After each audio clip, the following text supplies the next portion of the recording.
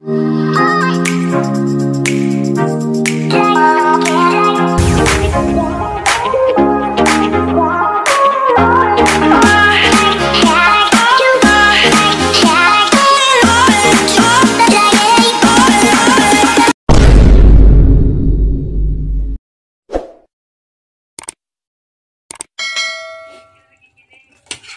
magluluto po ako ng maiba naman po tayo ng lulutuin.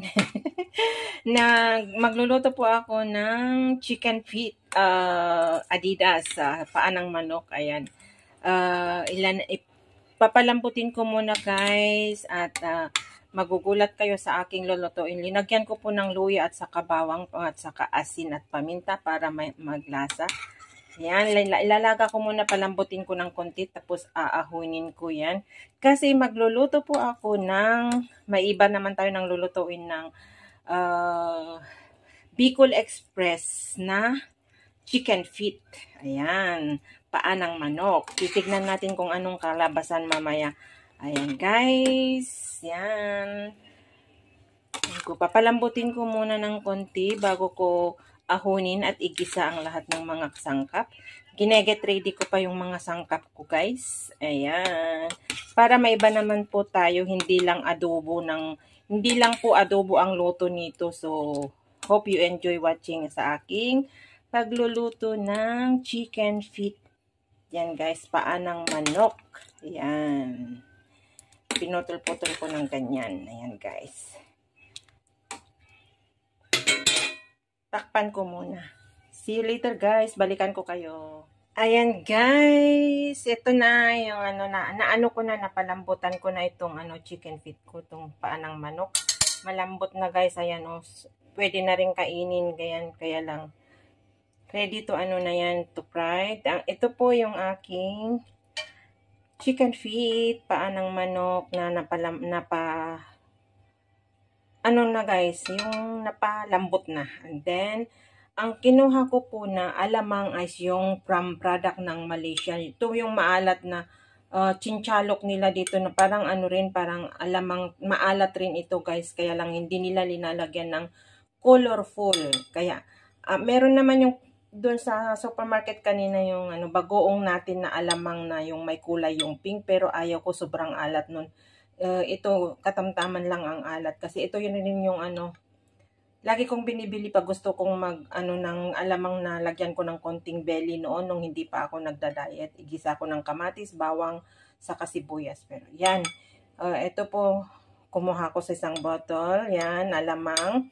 Tapos chop na kamatis at tas yan yung yung coconut cream.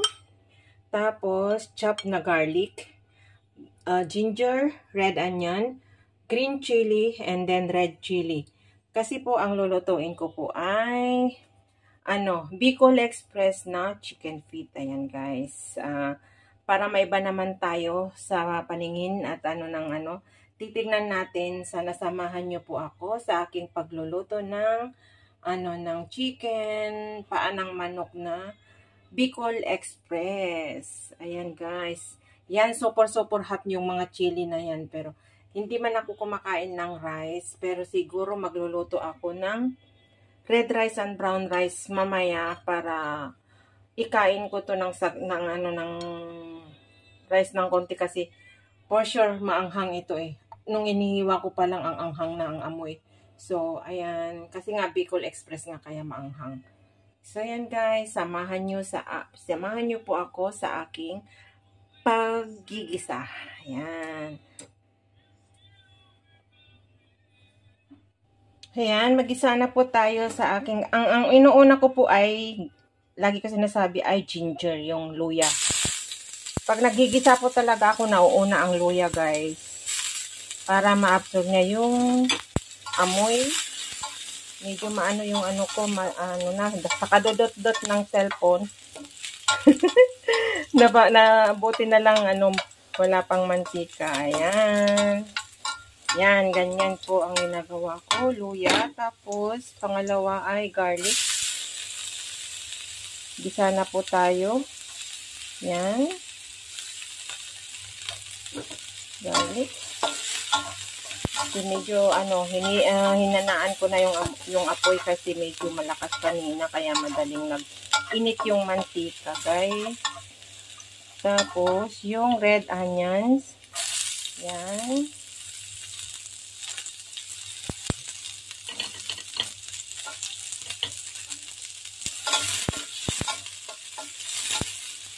Doon na naka-standby yung dalawang cellphone ko. Hiniram ko muna itong isang cellphone ko na pang video sa aking lulutuin. Naka-live ang Sagip Squad sa aking team Sagip Squad. Nandyan si Kuya Jeresa kasi Tito June, nagkakantahan sila.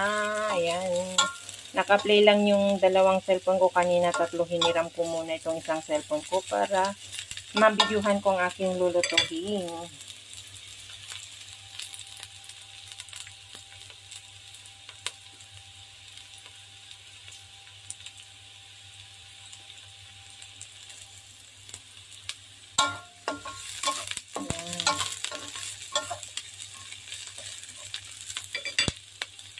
Ngayon ay susunod natin ang kamatis. Pasensya na kasi hawak ko yung cellphone. Kamatis.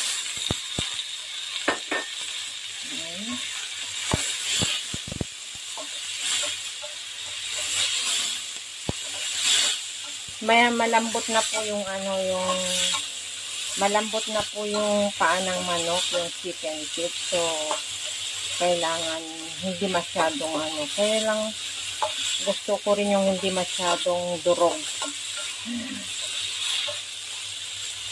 Okay.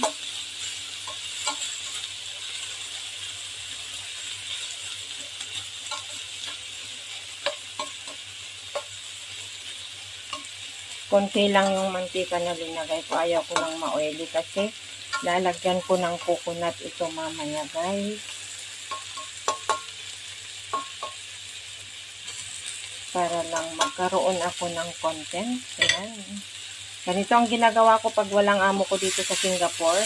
Habang hindi pa dumarating, kung may darating na bibisitahin na naman, ay magluto muna ako para meron ako pang upload. Pero wag kayong mag-alala, guys. Itong mga linuluto ko, hindi ko naman one-short na kinakain. And nakokontrol ko na po ang sarili ko dahil nga nag-jogging ako, nagpapapayat ako. Hindi kagaya nung na hindi ko kinokontrol.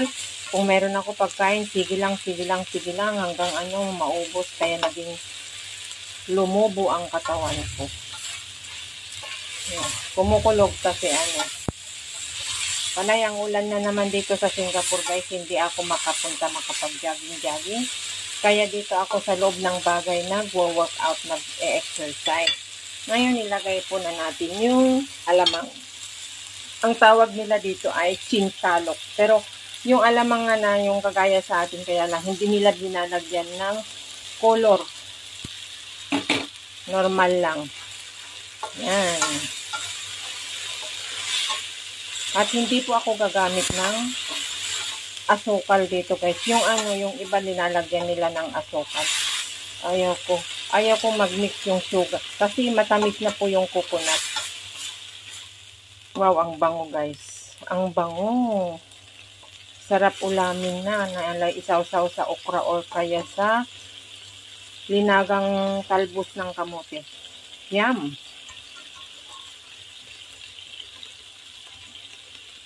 Tapos lagyan natin ng konting red para pang pakulay.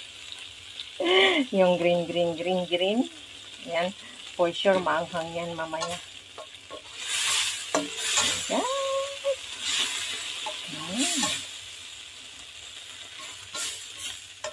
Luto po tayo. Para maiba naman po ang makita nyo sa aking magluto. Hindi ko alam kung na-try nyo na po ito sa yung Bicol Express na chicken feet or paa ng manok. So, yan. Yung bago ko kaninang pinalambot yung paa ng manok, guys, chicken feet, ay linamas-lamas ko po sa asin, hinugas-hugasan, bago ko po pinalambot. Yan. Kasi tayo po ang mag-uulam, kailangan malinis na malinis. Ayan. Ready to put na po yung ating chicken feet. Ayan. Lalagay na natin ang chicken feet. Ayan guys. Tapos, ihalo-halo na naman natin. Ayan. Tapos, lalagyan ko ng black pepper.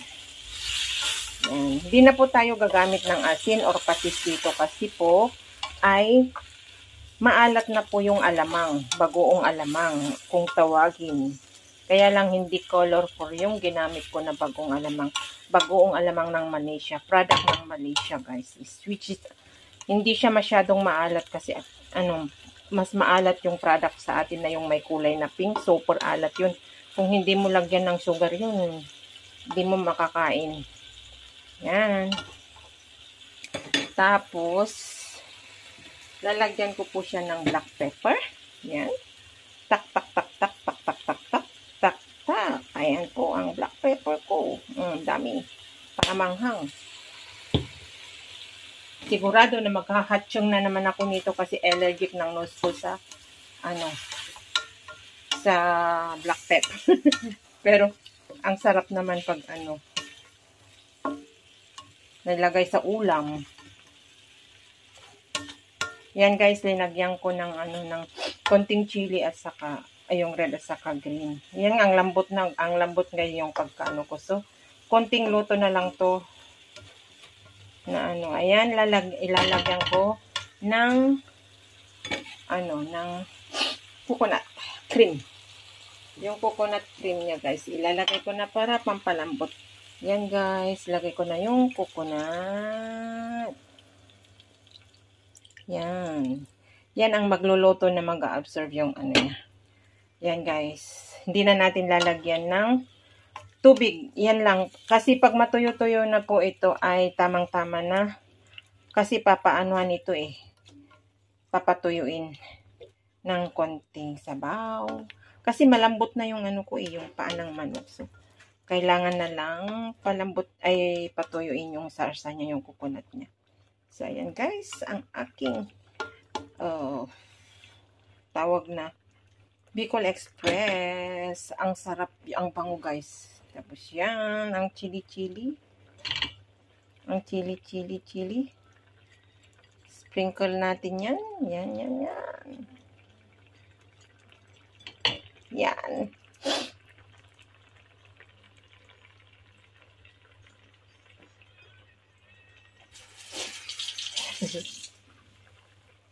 Naaamoy ko na yung anghang.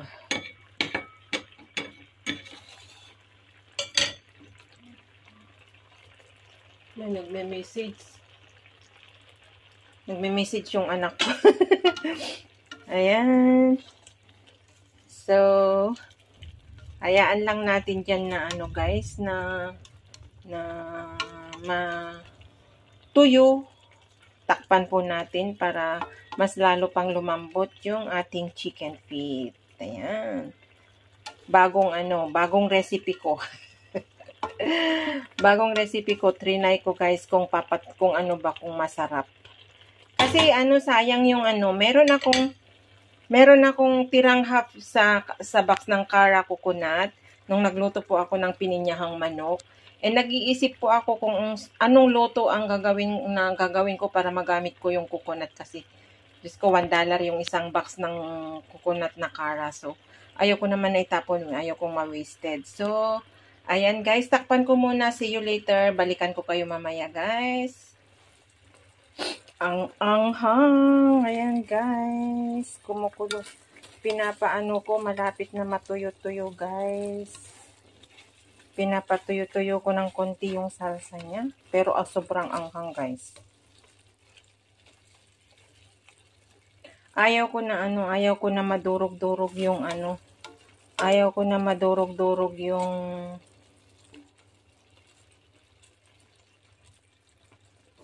yung chicken para meron akong ngat-ngatin. Pero sobrang lambot na. Sarap, pero ang anghang.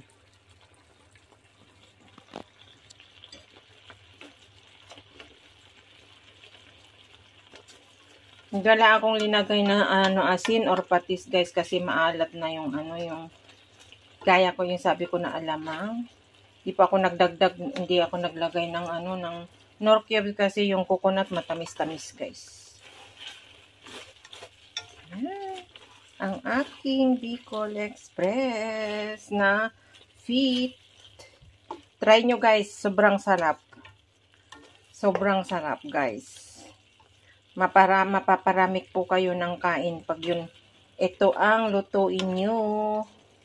Pero chicken feet, hindi nga lang karne ng baboy. Yan.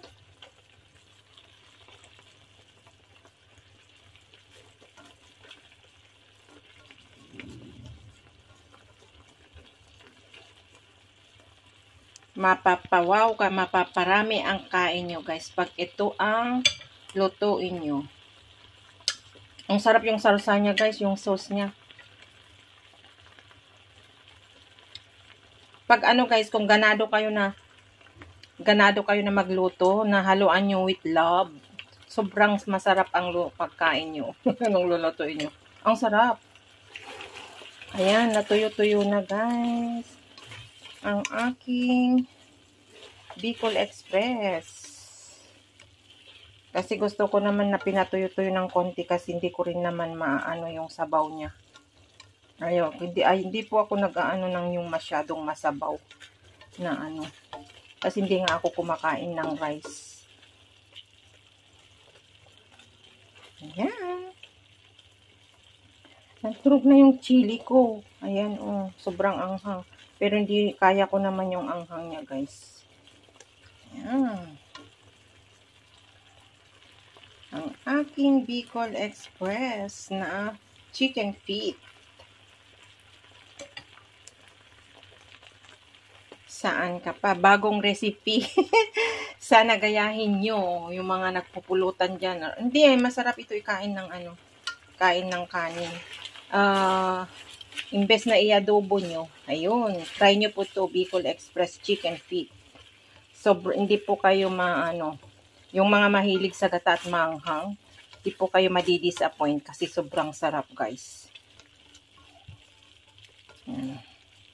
Agar-agar lang yung tiyantyahin nyo lang yung lagay nyo na maalat niya or kaano karami yung lulutuin nyo na ito po is worth of $2.50 na chicken feet. Ayan. Tapos hinati-hati ko. Ayan, guys, ang aking chicken feet. Luto na. Nagmamantika na, guys. So, aahuhin ko na. Lalagay ko na sa servings plate.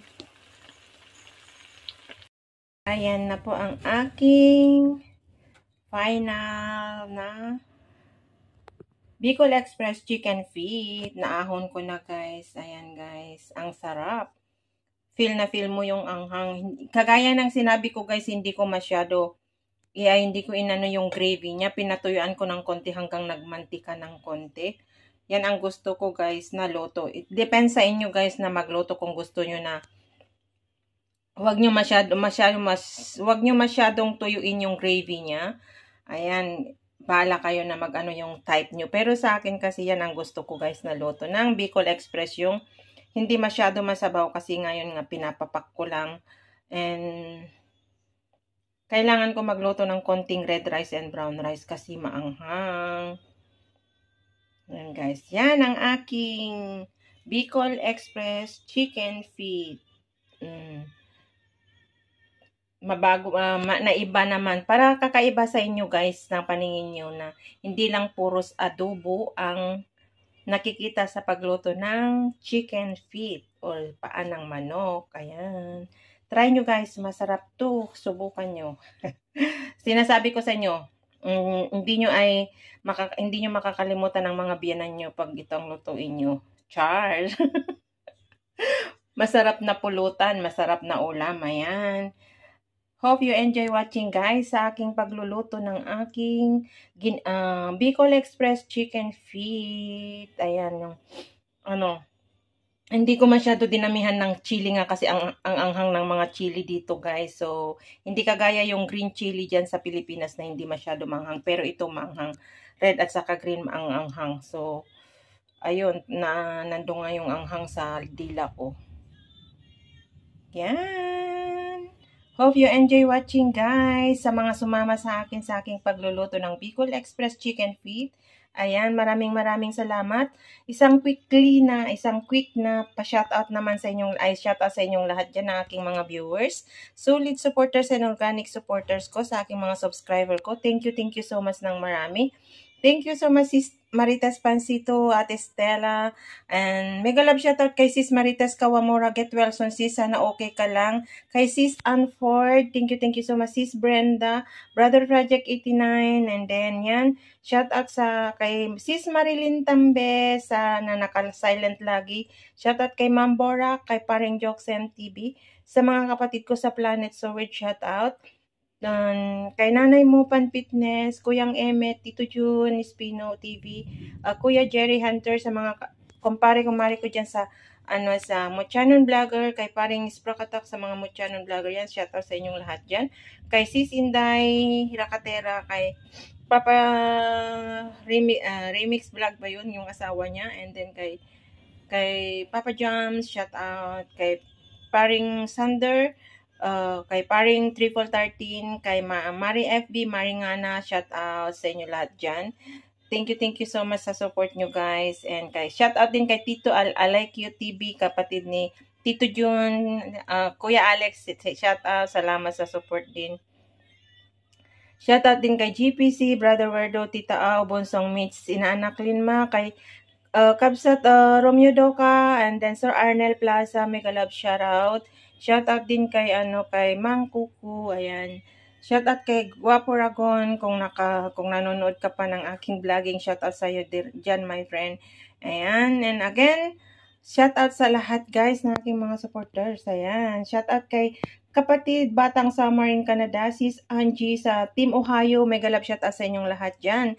Kay Sis Abby sa Hong Kong, kay The Explorer dyan sa Hong Kong, shout out.